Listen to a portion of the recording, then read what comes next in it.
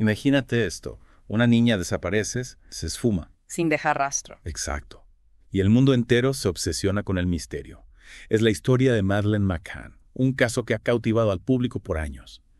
Y hoy vamos a sumergirnos en él, a explorar cada detalle, cada giro, cada pista. Desmenuzaremos la cronología del caso basándonos solo en la información documentada en los hechos, sin especulaciones. Exactamente. Nada de Wikipedia o teorías sin fundamento. Queremos entender qué pasó realmente. Vamos a viajar en el tiempo a mayo del 2007.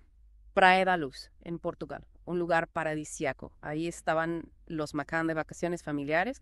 Los padres, Kate y Jerry, y sus 3 hijos, incluyendo a Madeleine, de solo 3 años. La noche del 3 de mayo acostaron a los niños en el apartamento. Un apartamento en planta baja, ¿verdad? Sí. Y los padres se fueron a cenar con amigos a un restaurante cercano. Cerca, sí, pero aún así. Se turnaban para ir a ver a los niños cada media hora más o menos. Una rutina común en vacaciones. Hasta que, cerca de las 10 de la noche, Kate vuelve al apartamento. La cama de Madeleine está vacía. La ventana abierta, la puerta también. Se desata el pánico. Comienzan una búsqueda frenética, se unen otros huéspedes, personal del complejo. Llaman a la policía portuguesa, al Interpol. Se activan protocolos de búsqueda, se intenta asegurar las fronteras con España, los aeropuertos. La presión es enorme. ¿Y las primeras hipótesis de la policía portuguesa cuáles eran? Bueno, al principio pensaron en un secuestro, por una red internacional de pedofilia o quizás por una organización dedicada a la adopción ilegal. Opciones terribles, claro. Y en medio de ese caos aparece un nombre, ¿no? Sí, Robert Murat. Un británico que vivía cerca del apartamento de los McCann. Su casa, Casa Liliana, se convirtió en el foco de atención, ¿cierto? Exacto. Registraron la propiedad de arriba abajo. Murat y un amigo suyo, Sergei Malinka, fueron interrogados. Declarados arguidos, ¿no? Sospechosos formales, según la ley portuguesa. Así es. Varias cosas los ponían en el punto de mira. Murat había perdido la custodia de su hija y se decía que la niña se parecía a Madeleine. Y Marinka había creado un sitio web para Murat. Además, se registraron muchas llamadas entre ellos en las horas cercanas a la desaparición de Madeleine. Pero luego hubo contradicciones en las declaraciones de Malinka, ¿verdad? Sí, al principio dijo que no había hablado con Murat por teléfono, pero las pruebas demostraron lo contrario.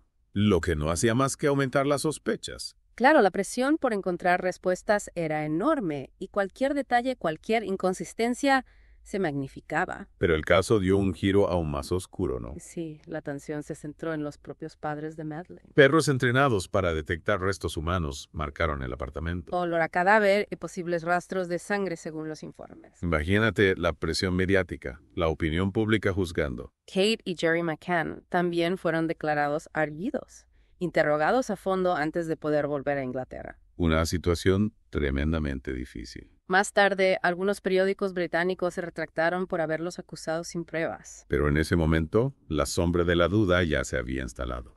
Así es. A pesar de todo, la policía seguía explorando otras pistas. Se habló de otro posible sospechoso. Un hombre visto por otros residentes del complejo. Y también de un hombre británico que llevaba a un niño hacia el puerto deportivo. Se interrogó a dueños de barcos, se rastreó cualquier movimiento sospechoso. Apareció también el tema del ADN. Se encontró material genético en el dormitorio de Madeleine con una coincidencia del 88% con el ADN de los McCann. 88% no es una prueba definitiva. Exacto, sugiere una relación familiar, pero no es suficiente para una acusación formal. También se investigó una posible conexión con Urs Hans von Eisch, Un suizo que vivía en España, implicado en otro caso de desaparición de una niña en Suiza. y que se suicidó el mismo día de esa desaparición. Se exploró la posibilidad de un vínculo entre ambos casos, pero no se encontraron pruebas sólidas. Mientras, la investigación trascendía fronteras. El GCHQ británico interceptó mensajes en árabe que mencionaban a una niña pequeña rubia. Mensajes en árabe. Increíble. Y se hablaba de un hombre alemán y un barquero en España, una pista que se investigó, pero sin resultados concluyentes. También hubo una llamada credible a la policía española. Un hombre que decía saber dónde estaba Madeleine y de dónde venía la llamada. ¿Y un teléfono móvil registrado en la Argentina? Cada vez se complicaba más. Y luego un periodista español, Antonio Toscano, dijo que un pedófilo había sido contratado para secuestrar a Madeleine. ¿Y qué decían los McCann? ¿Lo negaban rotundamente? En medio de todo esto, la investigación portuguesa sufría cambios internos, Investigadores clave fueron destituidos, reemplazados. incluyendo a Gonzalo Amaral, el jefe regional de la Policía Judiciaria, Se cuestionó la transparencia del proceso, la dirección que estaba tomando la investigación. y un periódico holandés, The Telegraph, recibió información anónima. Mapas que supuestamente indicaban dónde estaba enterrado el cuerpo de Madeleine. ¿Y encontraron algo? No, la policía portuguesa buscó en la zona, pero sin éxito. ¿Y la escena del crimen estaba bien protegida? Hubo muchas críticas al respecto. El jefe inspector Olegario de Sousa dijo que demasiada gente había accedido al apartamento. Lo que podría haber contaminado pruebas. Claro. Y la policía británica que colaboraba en el caso encontró manchas de sangre microscópicas que los portugueses no habían visto. Con un 88% de coincidencia con el ADN de los McCann, otra vez ese porcentaje. Exacto. La colaboración internacional fue clave. Expertos del Reino Unido, agentes de la policía de Leicestershire. La Interpol emitió una alerta internacional, la notificación amarilla. Se analizaron datos de teléfonos móviles, se elaboró un perfil psicológico del posible secuestrador. Pero a pesar de todos esos esfuerzos, en un momento dado, las sospechas volvieron a recaer sobre los padres. La presión era constante. Y luego los avistamientos. Reportes por todas partes, ¿verdad? En Portugal, en otros países. Era como si Madeleine pudiera estar en cualquier lugar.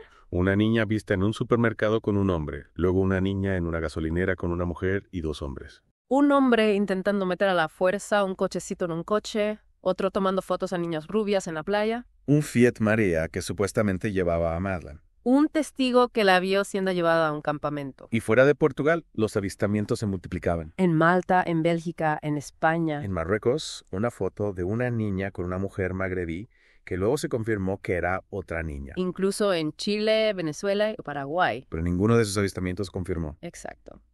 Y luego, en 2023, apareció Julia Faustina. La joven polaca que creía ser Madeleine. Por un supuesto coloboma en el iris, similar al de Madeleine. Se habló de una prueba de ADN, pero al final no se hizo. Y Julia admitió que no era Madeleine, aunque seguía creyendo que podía ser una niña secuestrada. Un caso lleno de giros de falsas esperanzas. Sí.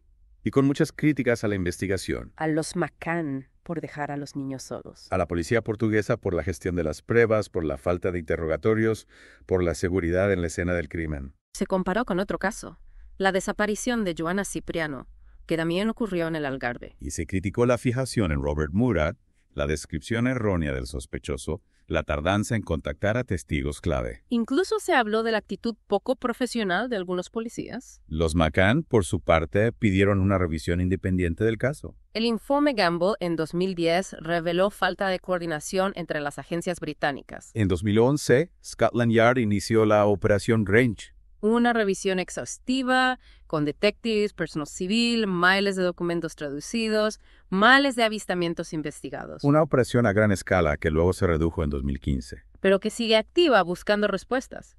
Y en 2020, un nuevo giro.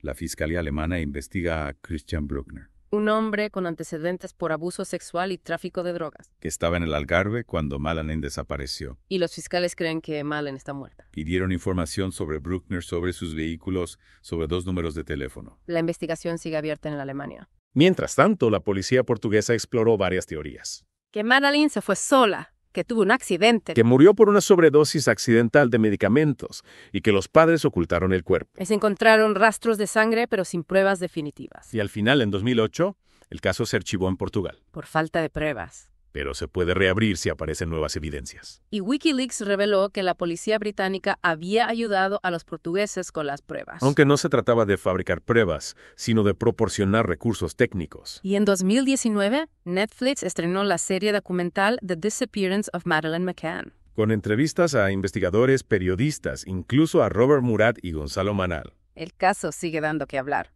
La desaparición de Madeleine McCann es un misterio que nos sigue fascinando y perturbando. Después de analizar la cronología, los detalles, las pistas, ¿qué te parece más intrigante? ¿Qué nos dice este caso sobre las investigaciones de personas desaparecidas en un mundo globalizado? Explora las fuentes, los archivos, los documentales. Fórmate tu propia opinión. Pero recuerda que en casos como este, la verdad puede ser esquiva. Un caso que nos recuerda la fragilidad de la vida, la angustia, la incertidumbre. Y la esperanza, siempre presente, de encontrar respuestas.